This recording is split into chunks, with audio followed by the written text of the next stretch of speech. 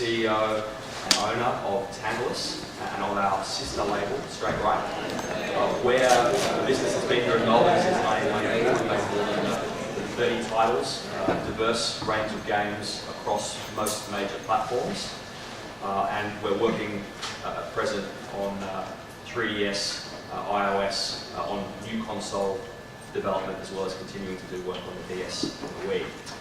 Jay Wilbur is a man that you have all met. He's been in the video game industry for more than 22 years. He's worked at Epic Games for many of those years. He's presently the Vice President of Business Development.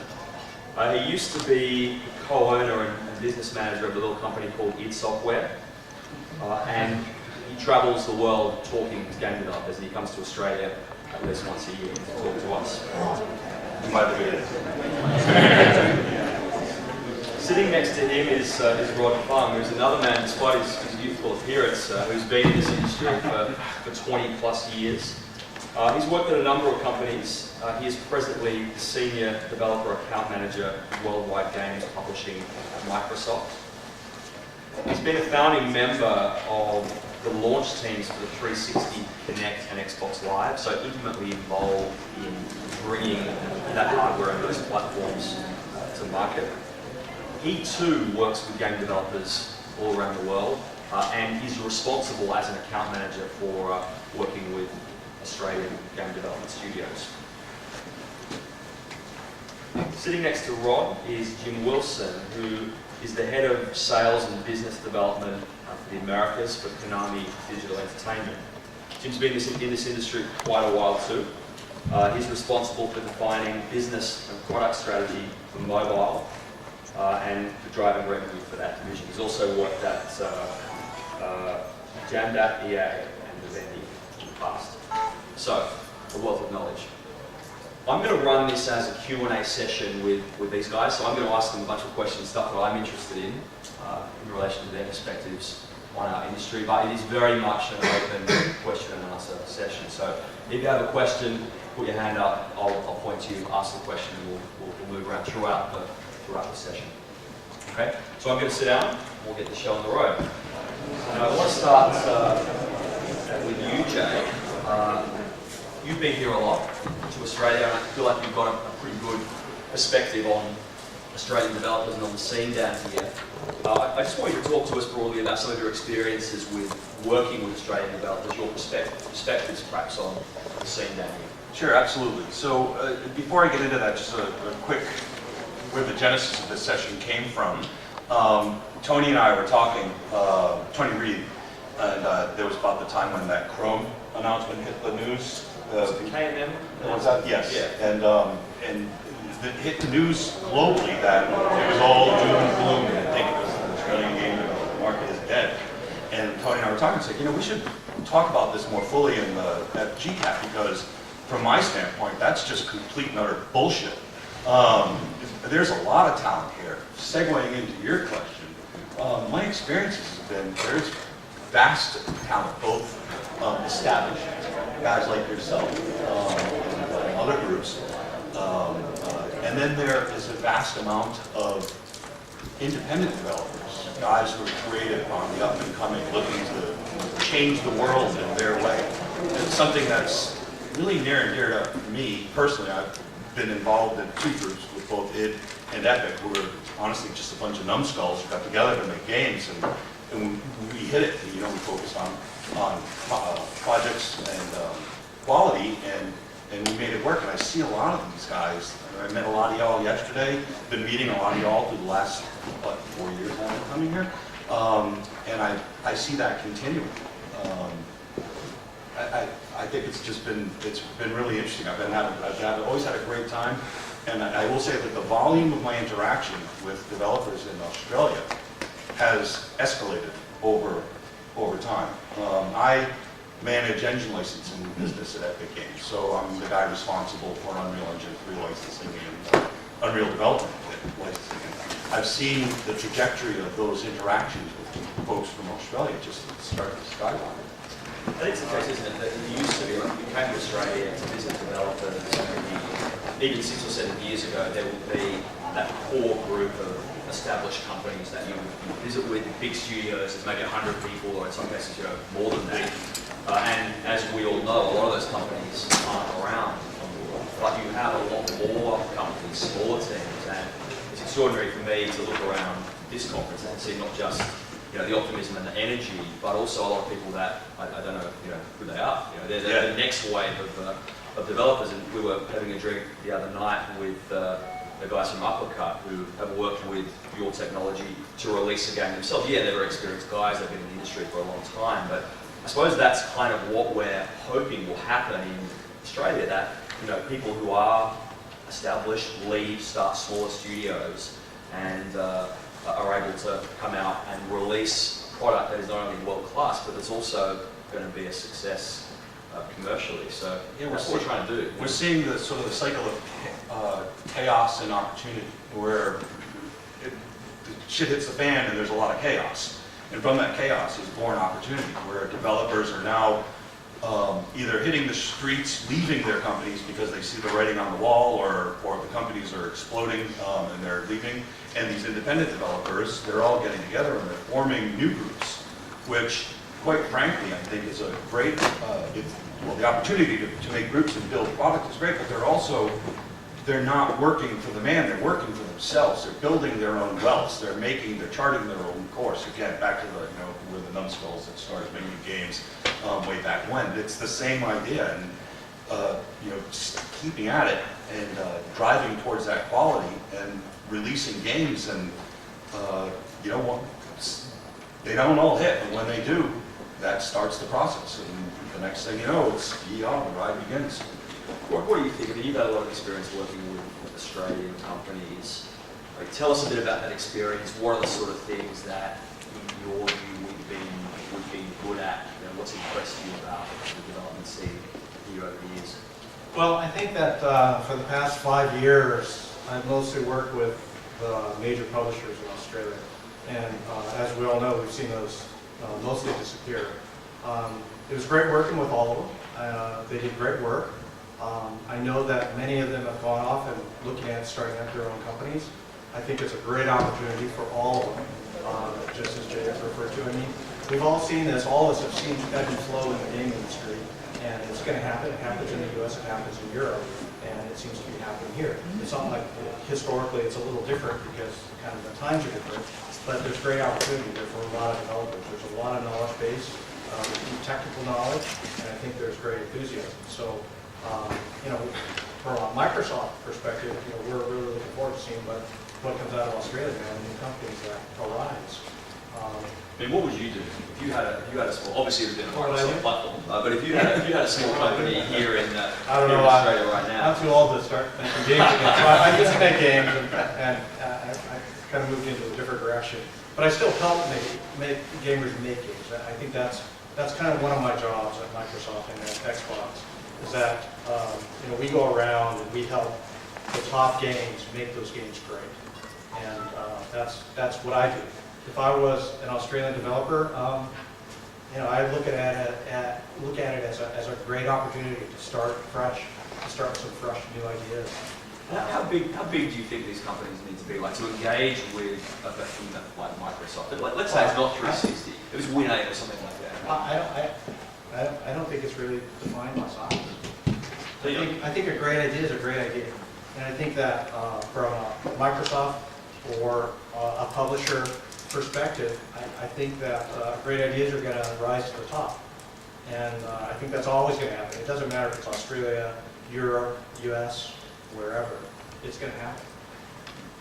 Jim, I suppose over these past few years, when times have been rough, if there's been one area where we've managed to do well, it's been mobile, and that's your area of expertise. And with Climbing, with iMonkey, with Halfbrick, we really have three of the top mobile companies in the world. There's absolutely no exaggeration. These are best in breed, both in terms of technology and creativity.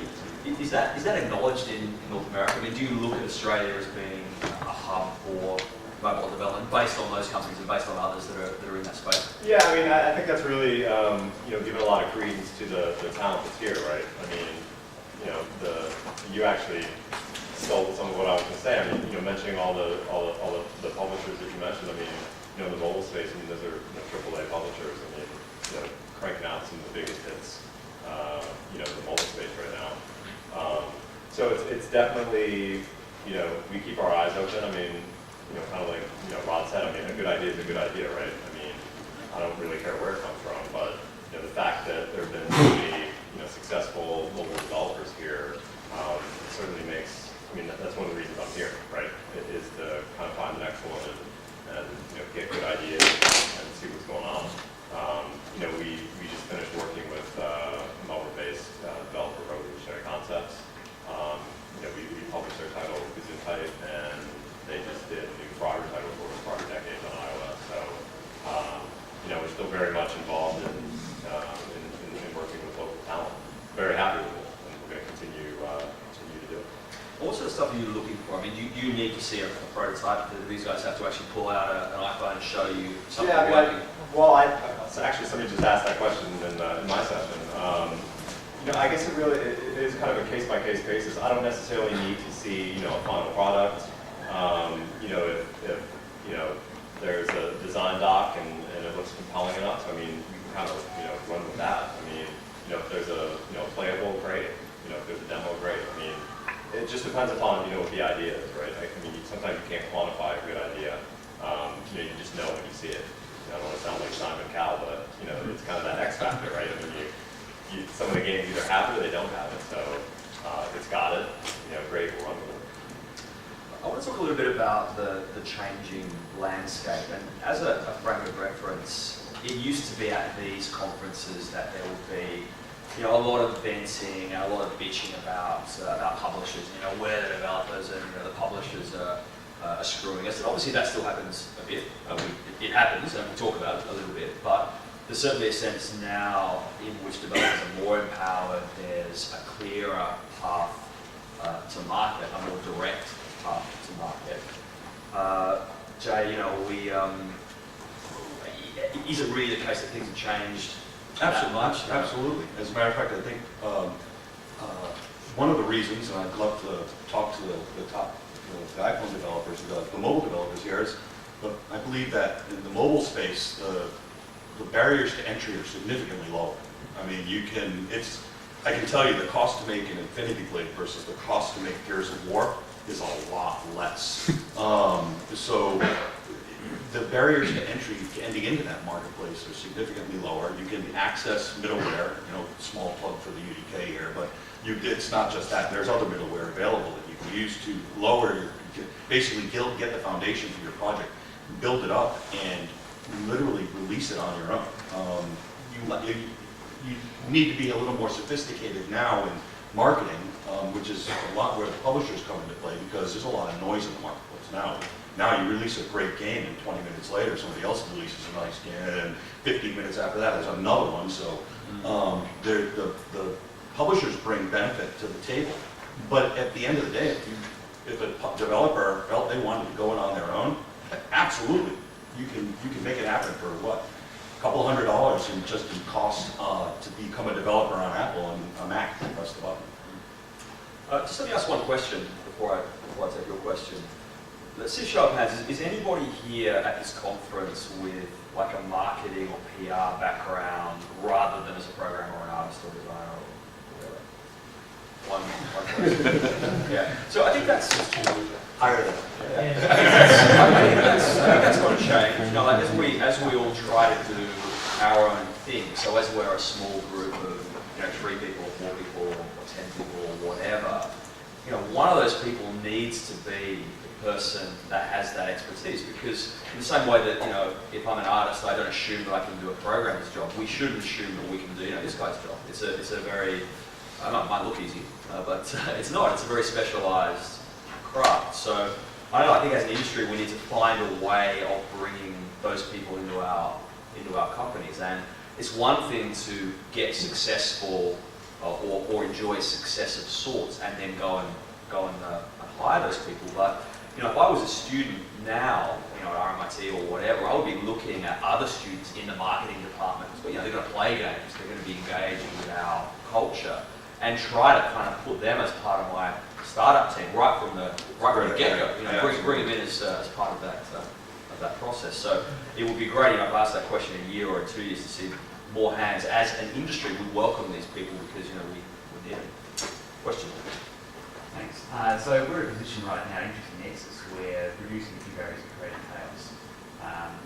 What's the unseen hurdle or the seen hurdle from your point of view coming up that's going to make life challenging for developers, particularly Australian developers? What are we going to trip over that's going to make it economically viable for us? Well, I can tell you for what we're seeing, is at least in the mobile space, when we're talking about reduced barriers to entry, or even, well, let's speak to mobile for the moment. It's just so much noise in the marketplace. Well, you were absolutely spot on with marketing and PR. You need to figure out a way to rise above the noise. I mean, you can have a great game, but like I said earlier, there's games coming out all the time. You know, many of them are pretty good, and a lot of them just enjoy that spike of revenue and then drop out and go away because there's 15 other games coming right behind it. Marketing and PR, particularly PR, which is if you can figure out how to manage that, you get above the noise. You get out to channels, you talk to people that you may not necessarily always talk to. Like if you have an action game, you'll get the action game crowd. Somehow that word will get out and you'll own the action game crowd, but that's a small population. You want to talk to people who might read, you know, popular science, looking for, you know, where's my flying car, or watching football or something, like read about football. A good PR person can place you in places, and it's really not that expensive compared to marketing. It's not, I'm not saying it's cheap, but it's not expensive compared to marketing. I'm just going to press on a little bit. That's a problem that applies to me developer anywhere in the world. Yeah. Everything that you see, all of you see, applies specifically to Australian developers. So developers. Well, the dollar's kind of funny, so I guess that's an issue that probably isn't going to go away. Yeah, and it's not one that there's any control over. I mean, I would say time zone and other issues, but honestly, the geographies and time zone issues just kind of evaporate in a world where you push the button, it goes into Android land, the Android marketplace or the iOS marketplace. Well, like 2 in the morning communicating with someone in London over, some hours, then that's a challenge for me. But that's, I gotta say, I mean, that's our problem. We all have to deal with that because we are on a country on the other side of the world. No other way. Honestly, it's not a barrier to activity. It's something you have to deal with. That's why you guys have such really good coffee. I might talk a little bit about geography and about that challenge because it is a challenge. And you know, the number of times that I've said to publishers, well, it's not an issue because one, we'll work to your schedule if that's what you want, but two, it gives you the opportunity for a 24-hour work day. Your producer can go to bed having given us instructions on the work that they want us to carry out, and then when they wake up the next morning, that work's done. Yeah. So we can use that to our advantage, and we have to, while acknowledging that there are challenges for producers on the other side of the world working with us here. One of the really interesting things I thought that happened, which I didn't expect, when times got tough, so when the global financial crisis hit and we were all squeezed and it became much, much harder for developers, I really noticed a tendency, particularly among publishers in America, to keep projects close to home. I think there was a sense in which they felt that mitigated risk, that if the producer could get in their car and drive to the studio, that was going to be a less risky proposition than us over the other side of the world. And another thing, amazingly, that had an impact was travel budgets were cut. First thing that's cut, when times are tough. So if the producer can't get on the plane to come and do the due diligence or whatever, then suddenly Australia's like, well, we'll cross them off the list. We'll work with, these guys in Seattle or Dallas or whatever. So I didn't expect that. But if I had it again, my time over again, in every one of these deals that I was negotiating, with these publishers in North America, the first thing I would have said is, listen, I'll fly you out here, on my dime. I'll get you out here to look at the studio because, in the context of the overall budget, it was a small investment, but it was an investment that they physically couldn't make because when the boss of Disney says no more travel, not a damn thing you can do about it. You're not getting on a plane. We just as an interesting note on that, in the engine licensing business, we see our revenues when in 2009 when that hit, the crisis started to hit. engine licensing just tanked. Yeah. Because all the major publishers just basically went, stop spending.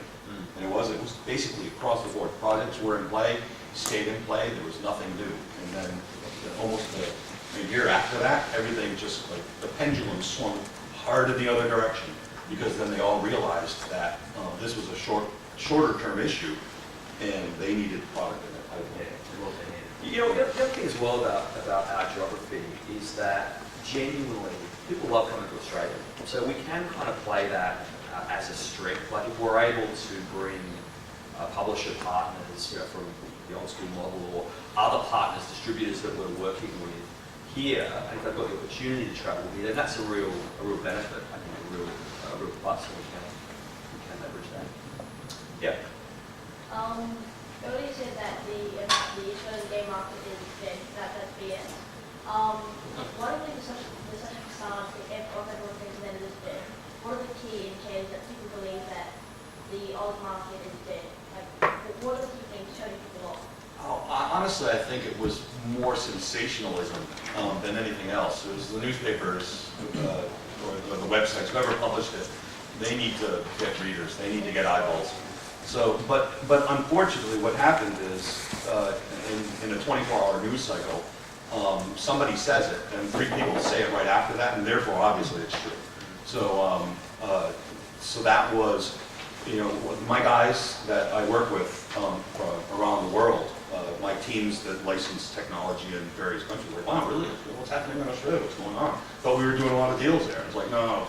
So I ended up spending a half a day just talking to them about how, no, these guys were just, their studio exploded and things happened and these guys wrote crazy stuff about it. Look, I mean, the reality is we have to acknowledge, everybody in this room knows that things have changed. There are a lot of big companies that used to exist and that don't anymore. That's a fact. There's nothing we can do about that today. And yeah, we can look back at the reasons why that happened and try not to make those same mistakes again. But the landscape today looks very different. And I want to throw a bomb in your direction, Jay, and ask you, and from your perspective, is there a sense in which it could be better now than it was? Absolutely. For game developers, I think these opportunities represent some of the greatest times ever. Because you have the opportunity to band together, build companies, build wealth for yourselves, and know and enjoy an independent development lifestyle that's just, I can tell you as an independent developer, there's just nothing like it. And so, you know, these times are really fantastic. And now the thing to do is harness it. You got to grab a hold of it, you know, carpe diem, get out there and grab it and make it happen. This gentleman, is it? Yeah. Go ahead. You painted a fairly rosy picture at the beginning about, you know, big studios shutting down and lots of little indies starting up. I mean, that does happen, but the majority of our experienced developers have gone overseas. You know? Well, I'd say, look, a lot of them have gone overseas, but a lot of them have left the industry, and especially programs. Yeah. And, you know, it is a great loss when you see these really talented people. But you know, it's funny, Tony, because some of our guys that have left, they're making more money, you know, working for a bank or whatever. But you know what they're doing in their spare time? They're making games. You know, because now they've got the opportunity to do that through the App Store or whatever. So in a way, yeah, we've lost them to the bigger companies, but they're actually still engaging and they're in their own time with their own group of friends making games. And you know what I'm seeing? I'm seeing some of those guys actually come back to me and say, well, can we get some help with the last stage of this game, or can we actually partner with you, Tantalus, to release it? I think that's awesome. So yeah, I don't think we're painting the rosy picture in a sense of the opportunities that are now presented, but we're absolutely, I'm certainly acknowledging the pain that many people and many companies have been through to get to this point. I mean, starting your own company is scary. Yeah. It's petrifying. So how do we attract these people back? Do we need to get big ourselves and start, what's up? I mean, well, I suppose this is where government can play a part as well. So, there are programs, both at a state and federal level, to help people start small companies. And some are good, some are bad. But yeah, there is that avenue, and there's certainly a sense in which you can get advice around entrepreneurship. It's not something that we've historically been great at in Australia, but I'd like to think we're getting better at it. With the R&D concessions, and we hope with the tax offset that Screen Australia announced their support for yesterday, I hope that will involve more investment in the games industry. So there'll be more of a pool of money, I guess, for startups to access. Now, maybe that's a little further down the road, but that's why, as an industry, we spend so much time lobbying for these things, to make game investment more attractive. Yeah. A large number of people get a conference, students from the game education system turns out a lot of people every year. When we had those big AAA studios in Australia, there was a small, albeit feeder system to get them into the industry, to get internships, entry-level positions. That's now gone, and most independents aren't in positions to take on entry-level graduates. So how can graduates or students then move into the industry? Yeah, and you're absolutely right. I mean, it used to be that I would come to this conference and say, well, I only get 6 or 7 of these people, meet them and, look at the show reels and you'd be hiring them, a matter of months later. And that obviously has changed. So, yeah, that feeder system no longer exists. It is a different model now, I suppose, where, you are having to do the startup thing. There are some companies still to whom you can apply in the old school way, but the opportunity now, I guess, is to try to do it yourselves.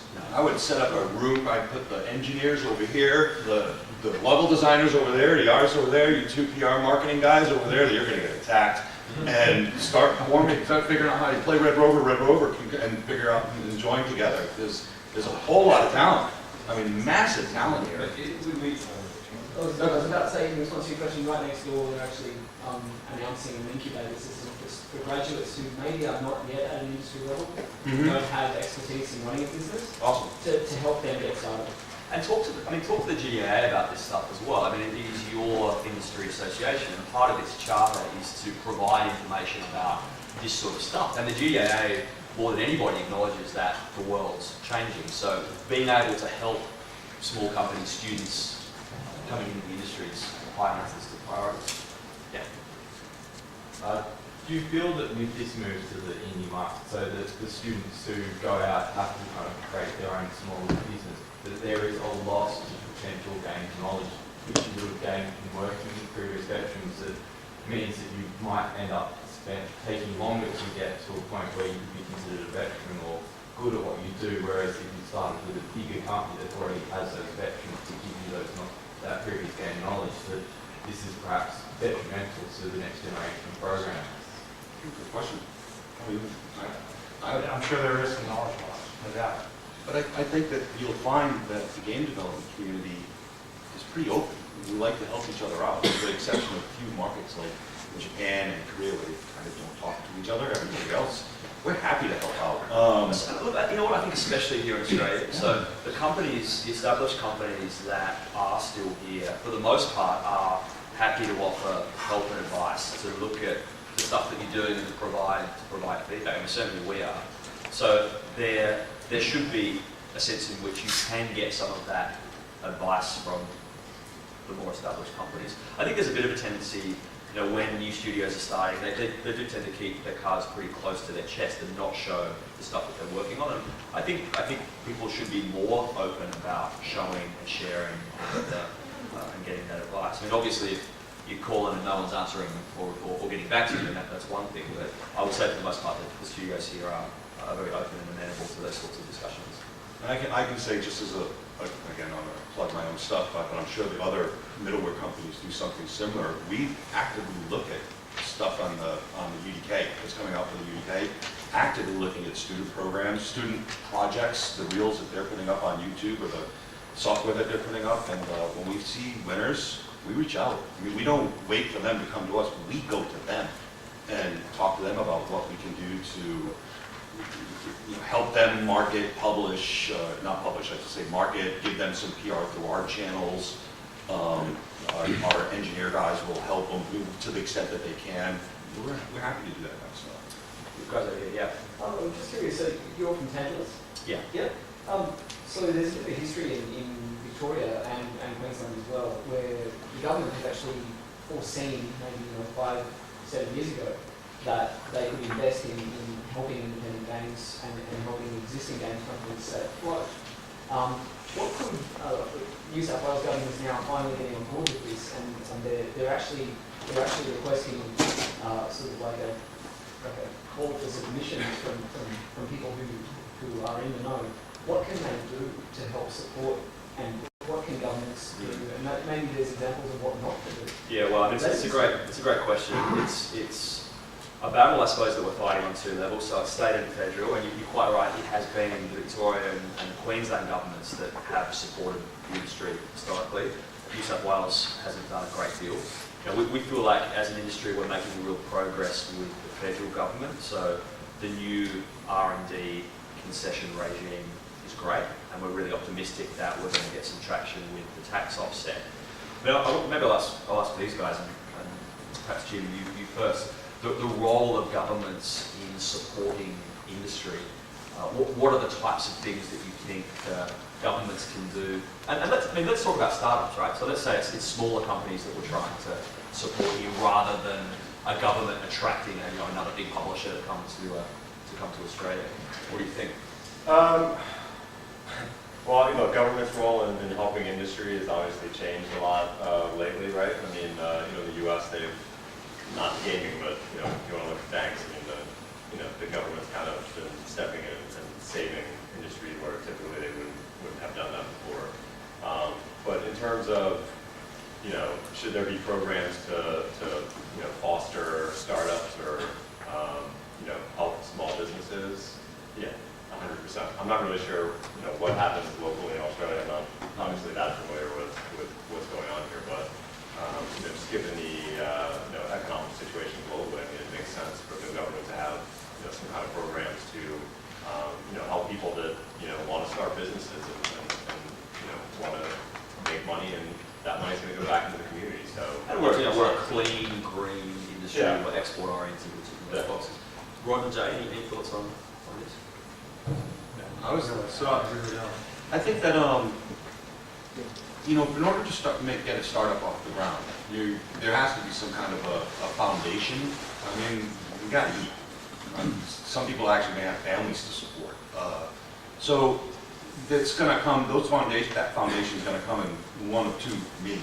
You're going to have another job, then you're going to do this as a side passion project until it's something you can flip over. And honestly, when we started at software, that's exactly what we did. I mean, we were eating macaroni and cheese and ham sandwiches with only one piece of bread until, and we were working other jobs, doing games like Keen and Wolfenstein and stuff like that on our spare time at nights and then weekends.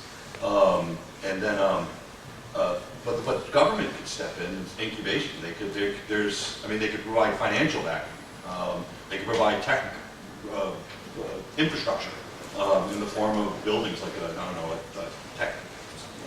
a place for you to office and get things going.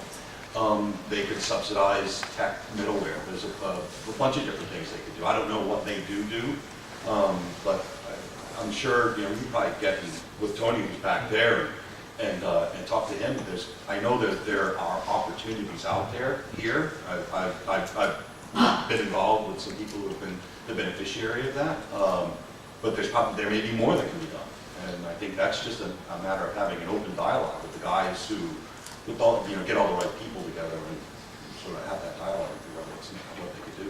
And from my perspective, I think there should be more support to encourage and to teach entrepreneurialism. So to actually give everybody the opportunity to learn those basic business skills that you're going to need if you're running your own company, which when you were studying programming, probably the first thing in mind in terms of skills that you're likely to need, but in the world you do. Yes, sir. There's a question about investment and the economics. Over the last 18 months, it's because of the financial crisis, it's been hard to get investment overseas, and we are seeing some great things with the incubators from the education departments and government grants coming in. I guess, given our dollar and given the current talent base that we have, lots of budding independent publishers, independent developers, but we're not quite at the the status where a publisher would come to us and say, hey, let's work with you. Should we endeavour to look for funding outside our country for the next 18 months, or should we kind of continue to focus on our government schemes and our education schemes? Yeah, look, I mean, it's true that there hasn't been a lot of investment in games companies from Australian investors, and that's something that we are hoping will change over the course of, yes, say the next 18 months. I mean, pretty difficult to look for money from overseas. There's a fair amount of acumen that's required to get on a plane and put that presentation together and have those discussions. But if you feel up for that, then by all means do it. I think we will start to see more funds here in Australia. I mean, you've got to talk to everybody, don't you? I mean, if you need the money and if you've got that desire to grow your company, then there's no such thing as a bad conversation. You're talking to as many people as you can. Yeah. For those of you from overseas, when you're hiring, if you see someone from another country, such as Australia, and they're applying internationally, does that give you there to go together? No, I don't think so. No, Microsoft, Microsoft, they don't do that at all. So we're going to disadvantage applying from Melbourne to America. You have Australian to work for you historically? Yeah, no, we have a couple of students working for us. Like one of our oldest, longest employees, his name is Jack Porter from Adelaide. He was with Epic for years. Ended up moving to Seoul because he loved Korea, and now he works for Epic Games Korea in Seoul.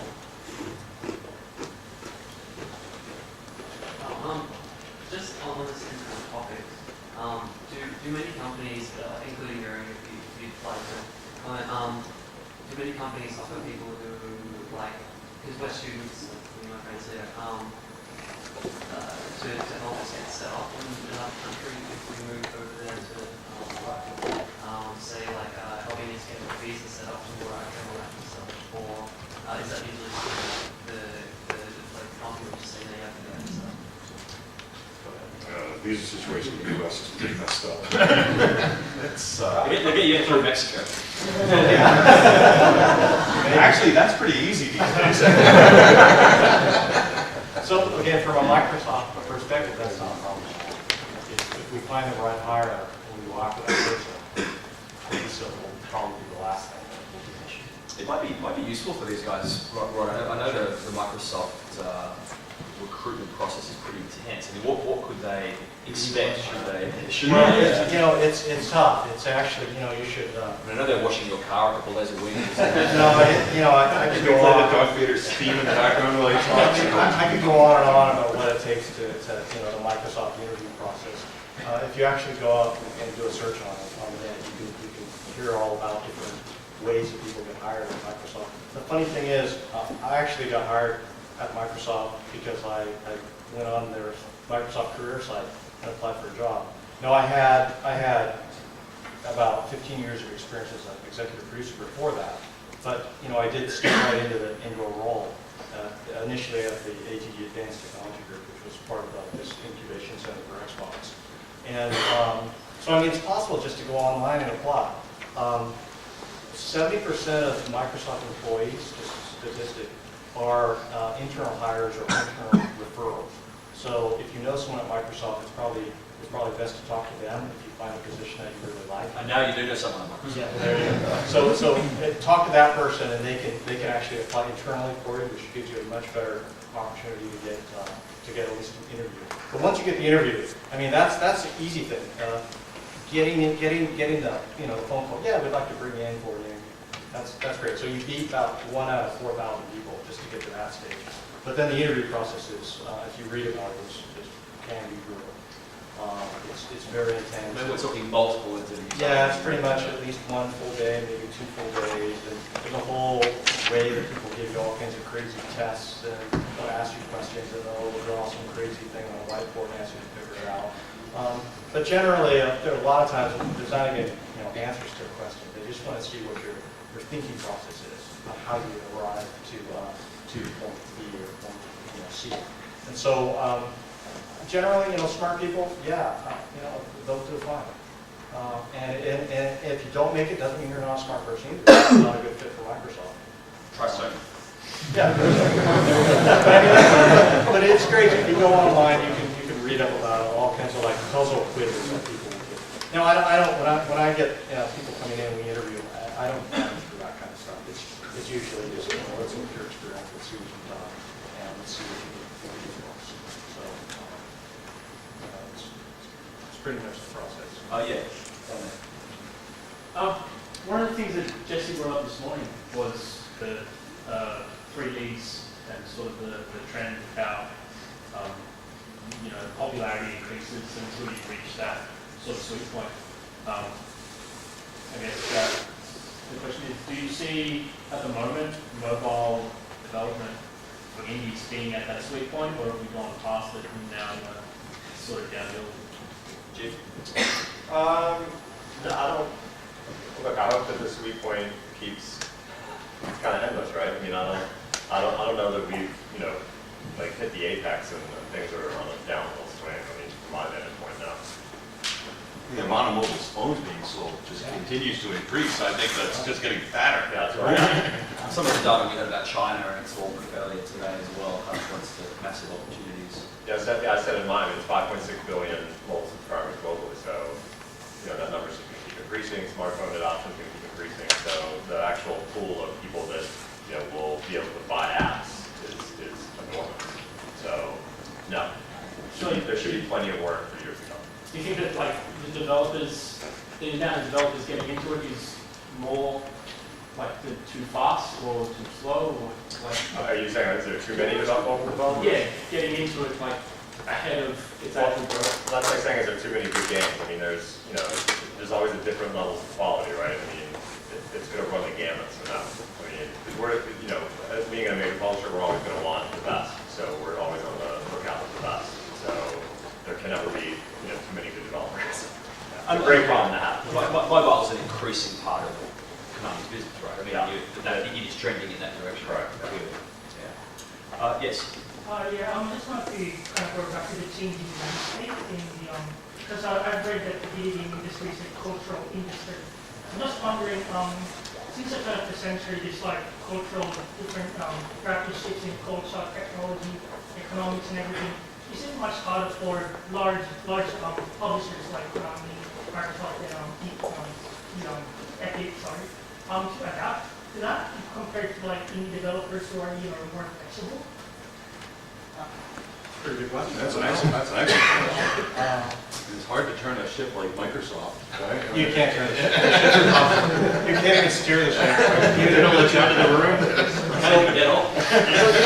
It's kind of, I don't know how to answer that specific question, but just kind of the bigger picture. There's a lot of talk about mobile and a little talk about console, not too much in this business, but obviously there's a big shift toward mobile and that type of gaming in this room. But I would say that that's not saying that the console is dying at all. It's really just this market that's just expanding like crazy. The console market is bigger than ever, and the best games are selling crazy amounts. Right? Here's a word. For example, incredible. What's paying for your beer? They're incredible, compelling experiences that you cannot get on a mobile platform. And I think the mobile platform is great for delivering its type of experience, but the console platform will always be there, delivering the ultimate experience for gaming. And Gears of War and Halo are examples, and Call of Duty. I see that there's this point of intersection coming up where they're all going to play together, maybe. Yeah, and they do. They all talk to each other. They do social networks and They're doing it now. Yeah. Like Waypoint for Halo and playing the Halo game, Yeah. seeing Halo on the phone, seeing Waypoint on the phone.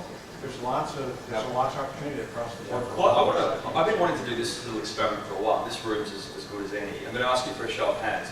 The question, just to set it out, I'm going to ask you, when you think of an idea for a game, it doesn't matter if you're a game designer, a programmer, whatever, we all come up with ideas.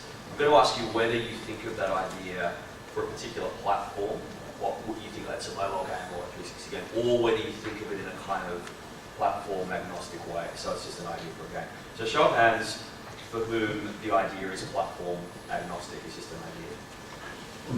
Okay. And for whom it's a specific platform. All right, so it's an interesting mix. Okay. Yes. You can tailor a game specific to say the iOS, with Fruit Ninja, or you can be just making just like a story like that, like a usable or something like that. It doesn't really matter on which one. Sure. Yeah. Well, Fruit Ninja is a great example because you look at Fruit Ninja, and I think she knows right back there. But he cross-platform. It's a great game on Xbox Connect. It's a great game on. I mean, you couldn't come up with a better concept.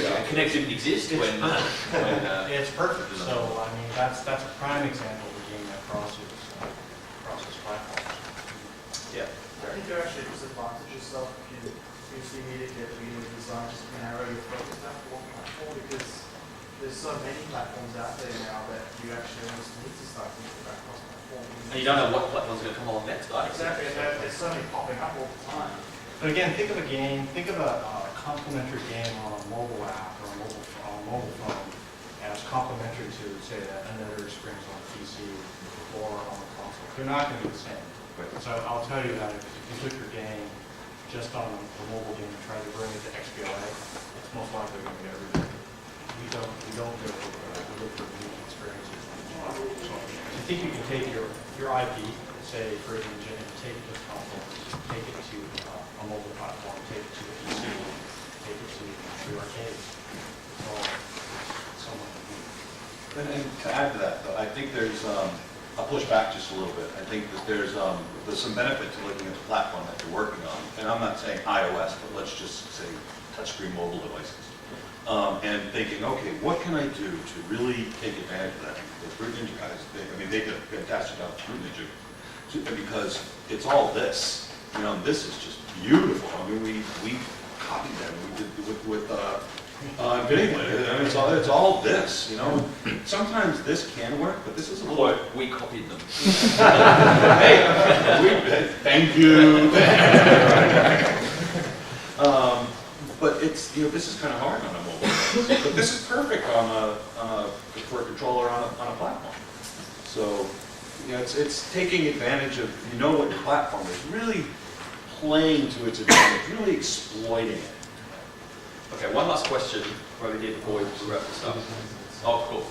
I knew I was This gentleman back here. How hard would it be to create a user void in Australia? If you wanted to do something that large in Australia now, would it be possible, or should we stick with mobile games for now and just develop it slowly into consoles? Well, let me break that into a couple of sections. Is it possible? Yeah, absolutely. Well, we kind of did with LA Noire. I mean, in terms of the scale of production, big game. Big game. They're huge, actually huge. Yeah, bigger than Gears, from a scale of production. I think it's bigger than Gears. Yeah, just in terms of production. But so now the question is, so now yes, it can be done. Now it's should it be done? And I think that the environment right now maybe says no. That there's other opportunities. I think what you really need to look at is a project of that magnitude carries significant risk. The risk of putting all those eggs, all that capital into that basket, and if that basket doesn't sell, that's a lot. So I think Phil Harrison once said at one point, fail often, fail cheaply. That's it's an awesome quote. And that's absolutely true. Mitigate your risk. Reach out to solid middleware companies. Again, I'll take my own, but there's others out there. But you should be okay. Mitigate your risk and fail cheaply. Guys, thank you. I'm going to wrap this up by asking each of you for a final word or sentence of advice for these guys. You can't claim Phil's fail early. I need you to take another one. So just in summary, I suppose, what do you say to these guys in terms of opportunities and where we should go from here, what to do? You guys have a lot of passion in your hearts, a lot of fire in your eyes. I see it when I talk to you. I've met a lot of you and stuff. Some I haven't, but I'm sure you have the same thing. Go for it. I mean, there's a great opportunity. The marketplace out there, well, it won't yield success for every project. The more you get after it, the better you get. The better you get, the more possibilities or opportunity for success. So just do it. I'll take it from Leighton. I would say really innovate. Think about innovative ways to take technology and make it a great experience. I think, again, good ideas are good ideas. They can come from Australia, they can come from Europe, they can come from anywhere. Publishers and platforms will come, but you really need good ideas, and you need to be able to carry them out.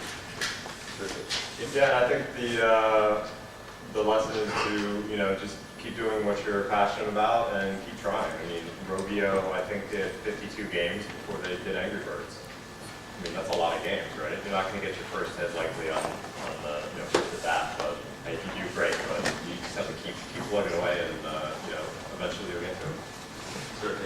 Everybody, will you join me in thanking Rod?